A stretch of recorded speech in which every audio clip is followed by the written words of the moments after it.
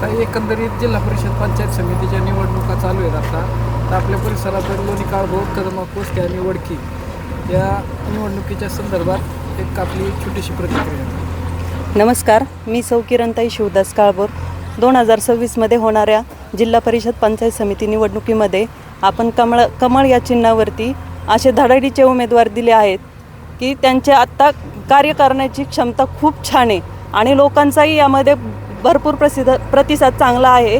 कमळावरती एवढा जोर दिलेला आहे लोकांनी की आत्ता सध्या काय परिस्थिती आहे, दादांच्या मृत्यूचं भांडवल या लोकांनी केलं आहे समाजामध्ये आणि दादांचं मृत्यूचं भांडवल करून ते अगदी लोकांना घरोघरी जाऊन सांगतात आहे की दादांना तुम्हाला श्रद्धांजली व्हायची असेल तर एक मत घड्याळाला द्या. हे पूर्णपणे चुकीचं आहे.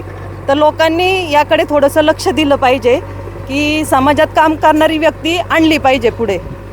तर आपल्या श्वेताताई असतील, पूनमताई असतील, तर मला एवढंच लोकांना सांगायचं की ह्या दोन्ही उमेदवारांना भरघोस मतांनी विजयी करा.